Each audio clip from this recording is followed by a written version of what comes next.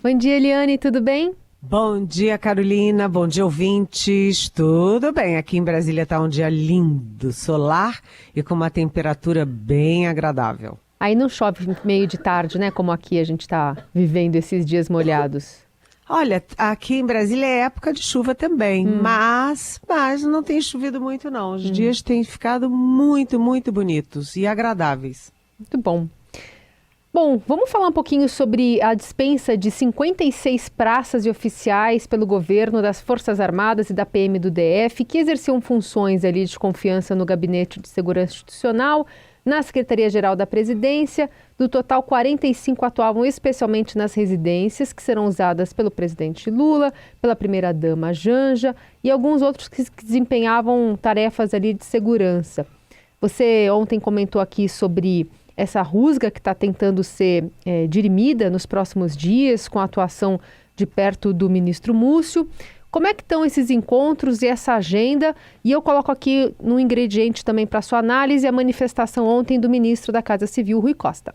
Nós não podemos misturar isso com eventuais comportamentos inadequados de 1, de 2, de 10, seja a quantidade que for, de pessoas de instituições diferentes, seja do Judiciário, do Ministério Público ou das Forças Armadas, que tiveram, ao longo desse último período, comportamentos que não deveriam ter ocorrido. E aí, Eli? Pois é, ontem o ministro José Múcio, o ministro da Defesa, ele fez a segunda rodada de almoços semanais, um almoço por semana, com ministros civis e os 4 comandantes militares. Por que eu falo 4? Porque além do Exército, da Marinha e da Aeronáutica, é incluído também o almirante, que é comandante do Estado-Maior das Forças Armadas. Né? Então são 4 comandantes e ontem foi a vez do Rui Costa, chefe da Casa Civil, que é um quadro do PT. Né? Então eles almoçaram no Ministério da Defesa, né?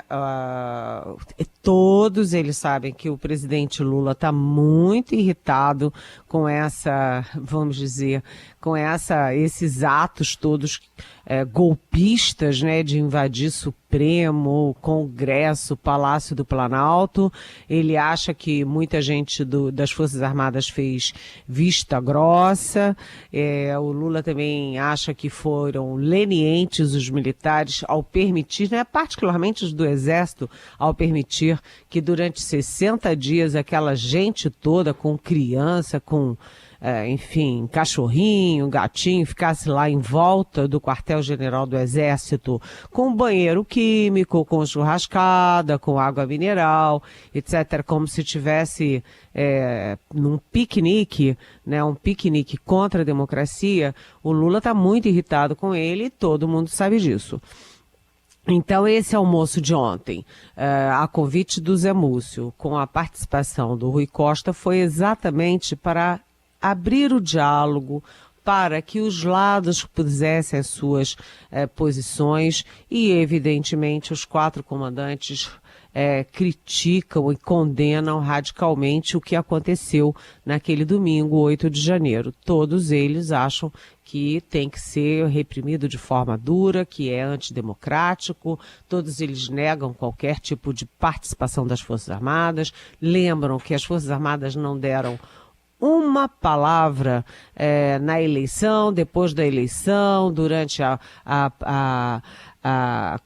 confirmação da vitória do Lula, na posse do Lula, ou seja, eles estão quietos e estão tendo uma posição profissional.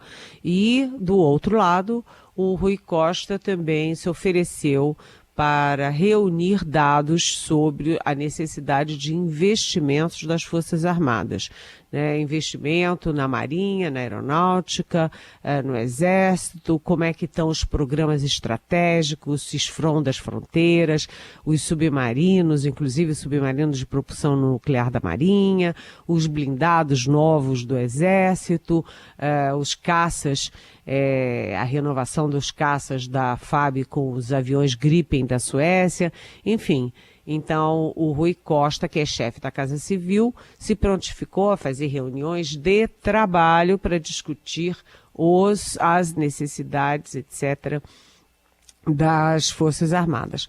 É claro que, como eu disse aqui, lá ainda na vitória do Lula, logo que ele ganhou, os militares têm algumas coisas que eles não querem que sejam tocadas. Por exemplo, interferência do PT nos currículos das escolas militares. Isso eles não aceitam, né? Isso eles não aceitam.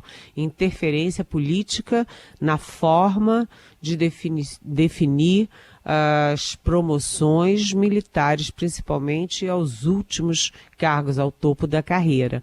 Então tem ali alguns ajustes e tal, mas, segundo eu soube por mais de uma fonte, o almoço foi bastante produtivo, foi ameno, todo mundo colocou sua posição e no cafezinho estavam sorridentes. A despedida foi, vamos dizer, de pacificação, que é uma palavra que o Zé Múcio usa muito o tempo inteiro. Ele veio para a defesa, não para o ataque, como ele costuma dizer. E agora o presidente Lula também tem que decidir, eu não sei se faz parte de uma decisão dele ou se historicamente há uma linha a ser seguida sobre quem vai acompanhá-lo, quem vai fazer a sua própria segurança, se tem que ser realmente militares vinculados ao GSI ou ele pode seguir com a Polícia Federal, Eliane? Olha, ele está nesse momento de demitir, de se afastar ou afastar militares que ele não conheça, né? Além desses que você citou, né, tem mais uma lista de quase 15 militares, então a lista de demitidos não do serviço público, não do Exército, da Marinha, da Aeronáutica, assim, mas afastados das suas funções no Palácio da Alvorada, que é a residência oficial, e do Palácio do Planalto, que é onde o Lula trabalha. Já vão chegando ali, a lista já está chegando a 70 militares afastados. E o Lula já disse que não quer saber de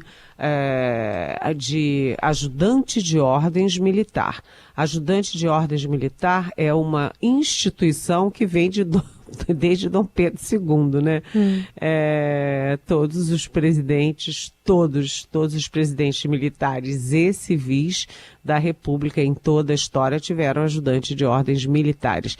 Aqueles que carregam a pastinha do presidente, que sabem toda a rotina do presidente, que sabem toda a agenda do presidente, que ao menor olhar do presidente eles já sabem o que fazer, o que agir, quem chamar, né? Aliás, tem uma brincadeira, o ex-governador de Pernambuco, o Roberto Magalhães, né, que era do PFL, antigo PFL, que virou DEM, que virou agora União Brasil, o Roberto Magalhães dizia, porque os governadores também têm ajudantes de ordens, né? Os ajudantes de ordens militares são dos governadores e são também do presidente da República. E o Roberto Magalhães, que foi governador de Pernambuco, ele dizia que ele só lamentava uma coisa no ajudante de ordens, é que não fazia xixi pelo chefe. Ele queria que ele dissesse assim, tô com vontade de fazer xixi. E o ajudante de ordens corresse para o banheiro para fazer xixi por ele. Desculpa essa brincadeira, mas é porque era tão comentado em Brasília naquela época a importância, a proximidade do ajudante de ordens. E o Lula, que anda muito magoado com as Forças Armadas há muito tempo, né? Disse que não quer ajudante de ordens porque ele não quer perto dele alguém que possa dar um tiro na cabeça dele. Então ele está, assim, limpando a área, tirando os militares de perto, ele quer distância. Mas amanhã amanhã é quinta, na sexta-feira, o Lula está previsto que o próprio Lula vai se encontrar com os 4 comandantes militares e mais o ministro da Defesa, José Múcio. Aparentemente, né, ou formalmente, para ouvir as demandas e para se aproximar. Mas vocês podem ter certeza de que o Lula vai aproveitar o encontro para falar duro e falar o quanto ele ajudou as Forças Armadas, do quanto ele renovou os equipamentos sofisticados delegados das três forças e depois não foi reconhecido.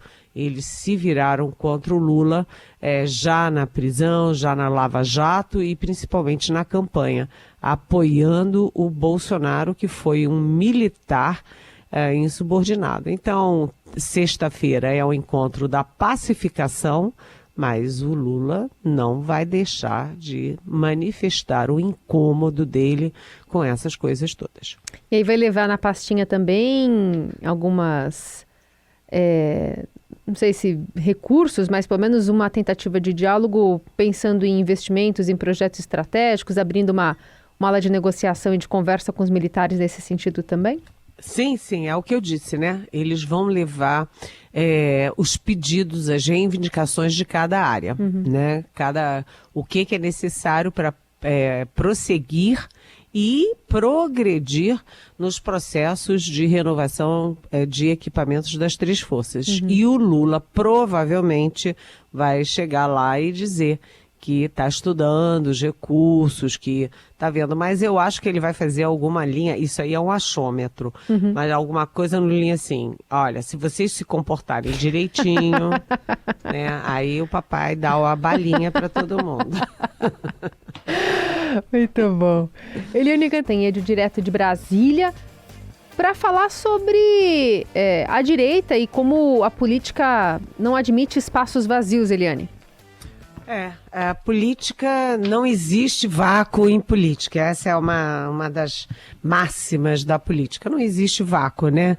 E o que a gente está vendo é que o ex-presidente Jair Bolsonaro, ele foi esfarelando e a situação dele vai ficando muito difícil, porque, Carolina, há um consenso em Brasília de que há uma enxurrada de provas contra o Bolsonaro, tanto nos crimes cometidos na pandemia, quanto os crimes cometidos aí contra a democracia brasileira.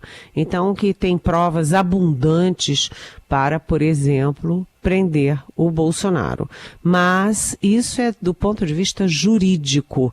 Do ponto de vista político, quando a gente conversa com ministros do Supremo, com parlamentares, com até gente do próprio governo Lula, não é conveniente o Bolsonaro preso. Por quê?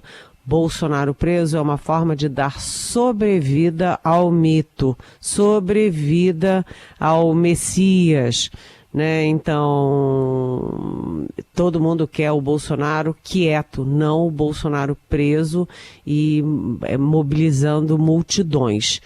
Né, ver vídeo que aconteceu com o Lula. Ele foi preso com 1 ano e meio e saiu mais forte do que era antes. Teve mais votos do que tinha antes. Então, ninguém quer o Bolsonaro preso. Mas o que a gente está vendo claramente é de que o Bolsonaro vai fechando o cerco contra o Bolsonaro no caso da elegibilidade. O processo político aqui em Brasília é tornar o Bolsonaro inelegível. E isso fica muito claro quando o ministro Benedito Gonçalves do Tribunal Superior Eleitoral e do STJ, Superior Tribunal de Justiça, pede ao Supremo uma cópia daquela minuta golpista, né, para anular o resultado das eleições. Então, o Benedito Gonçalves está anexando aos processos, vários processos contra o Bolsonaro, também essa minuta golpista que estava na casa do Anderson Torres, que foi ministro da Justiça do Bolsonaro. Bem, então a situação do Bolsonaro eleitoral vai ficando cada vez mais difícil. E como não há vácuo na política, a direita já tenta se organizar. Primeiro, a extrema-direita vai ficando isolada, porque muita gente da direita não compactua com aquele tipo de vandalismo que ocorreu no dia 8 de janeiro em Brasília. Né? Eles não querem se contaminar, se imiscuir com esse tipo de coisa. Então você tem duas direitas se articulando.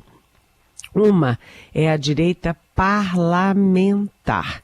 E aí tem a figura-chave do Arthur Lira. Arthur Lira, presidente da Câmara, que é candidato à reeleição ao cargo em fevereiro e que é o grande patrono da vice-governadora do Distrito Federal, né? É aquela história, né? O governador Ibanez Rocha cai, né, afastado por 90 dias, e ninguém acredita que ele vai voltar. Então, quem está na linha ali de fogo é a Celina Leão, que é a vice-governadora dele. E ela é super aliada do Arthur Lira. Então, o Arthur Lira se fortalece, porque se a Celina Leão chega ao governo do Distrito Federal, isso significa que o Arthur Lira terá muita influência no governo do Distrito Federal. Ele está tendo uma posição muito pró-democracia no governo Lula, ele tem se aproximado do governo Lula, né? Ele não tem sido empecilho para as demandas e para os programas do Lula, vide a PEC do Bolsa Família. Então, a direita parlamentar se reorganiza em torno do Arthur Lira. Arthur Lira, lembramos que é do PP. E aí tem o partido do Bolsonaro, que é o PL do Valdemar Costa Neto. Vocês vão perceber que o Valdemar Costa Neto foi mudando o discurso e foi ganhando distância, foi dando linha para os ventos irem levando o Bolsonaro para bem longe, porque o Valdemar Costa Neto tinha se comprometido a pagar a casa do Bolsonaro, a dar salário para o Bolsonaro, a dar salário para a Michele Bolsonaro, enfim, tudo em torno do Bolsonaro, porque o Bolsonaro é que deu ao PL a maior bancada da Câmara a partir do ano que vem, né? Mas agora ele está... Daqui a pouco ele vai tirando assim, não precisa mais só pagar salário, basta o da Michele Bolsonaro, olha, a casa está muito grande já, agora, então o Valdemar vai recuando.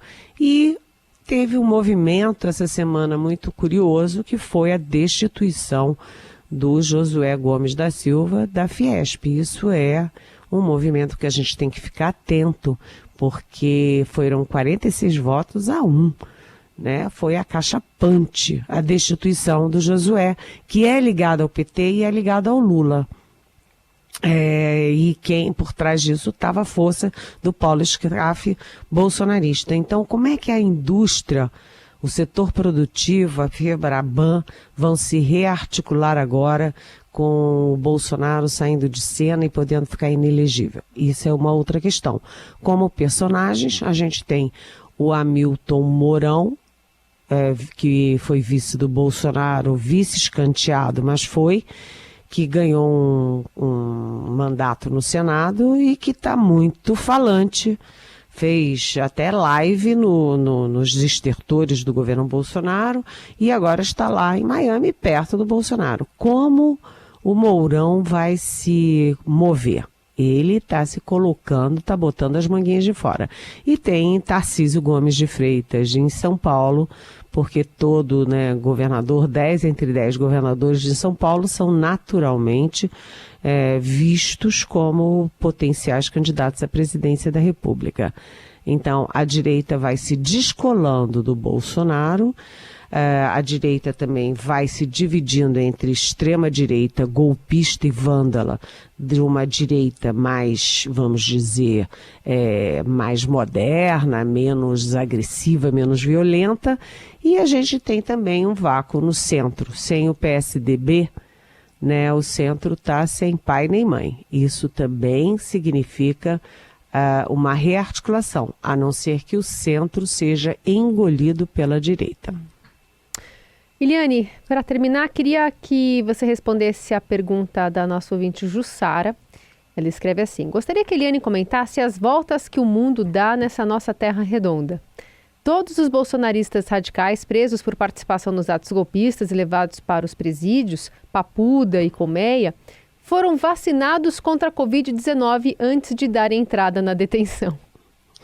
Oi, Jussara. Só uma correção. Teve gente que se recusou.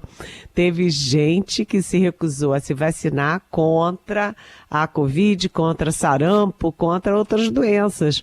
Porque você sabe, né, que essa gente reacionária, essa gente vândala, essa gente capaz de fazer esse tipo de coisa é contra a vacina, anti-vax, né? E tem muita gente que acha que a Terra é plana em plenos Estados Unidos. Então, eles são capazes de acreditar em qualquer coisa. Então, teve vacina sim, né? Porque você tem uma nova onda de Covid no mundo e no Brasil, mas alguns deles continuam sendo ali fiéis ao seu mestre, que diz que não tomou a vacina, né? Diz que não tomou a vacina. E alguns não tomaram, mas os outros que não tenham tomado podem ter a chance agora de tomar. Mas é uma gente que a gente tem dificuldade de entender, né, Jussara? Eu acho que está menos para comentarista política e mais para psicanalista, psiquiatra e psicóloga. Esse negócio aí de entender cabeça de gente anti-vax. E tem mais uma pergunta para você, essa em áudio. Me parece uma coisa bem para se entender melhor. A Justiça está questionando, né, os gastos, especialmente de Dallagnol e do Moro no processo de Lava Jato. E aí eu me pergunto, para tudo isso existem os organismos de controle externo e tudo mais, e aí qual é o critério? Porque, de alguma forma, defendendo ou não, se a gente analisar objetivamente, essa foi uma operação que trouxe de volta parte dos recursos que foram perdidos nos processos de corrupção. Agora, os gastos com governantes que fizeram campanhas próprias e tudo mais não estão sendo questionados, foram gastos com dinheiro público sem reverter nada para a sociedade brasileira. Existem dois critérios, duas medidas, dois pesos nessas avaliações? Ouvinte Maria. Oi, Maria, bom dia, bem-vinda. É uma boa pergunta, Maria, porque essas coisas de Moro e Dallagnol, Deltan Dallagnol, elas estão caindo numa vala perigosa que é a da revanche, da vingança contra os dois, né? Então, há um cerco ao Moro, cerco no Dallagnol para ficar cobrando dinheiro que eles usaram nas investigações da Lava Jato. E eu concordo com você, né? A Lava Jato caiu em desuso, né? Saiu da moda, mas a Lava Jato sim descobriu roubos bilionários na Petrobras, roubos bilionários no governo do Rio de Janeiro, e vai por aí afora. Muito dinheiro no exterior, etc. E isso foi graças à Lava Jato. Evidentemente, um processo de investigação que pega esse mundo todo no exterior, né? Governadores, presidente da Câmara dos Deputados, diretor da Petrobras, os grandes, gente que mexe com doleiros, grandes doleiros do país, ou seja, gente muito rica e poderosa, é claro que isso exige deslocamento, né, avião, existe comida, né, existe diárias, exige toda uma logística. Isso custa dinheiro.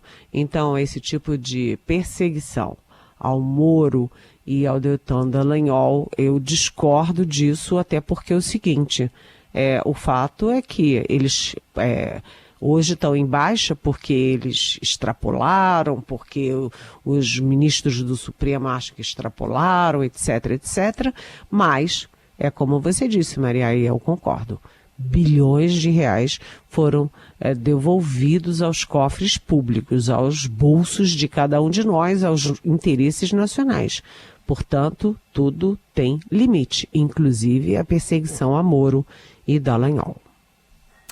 Eliane Cantanhede responde as perguntas que vocês enviam pelo WhatsApp ou com a hashtag Pergunte para Eliane nas redes sociais. Obrigada, Eli. Até amanhã.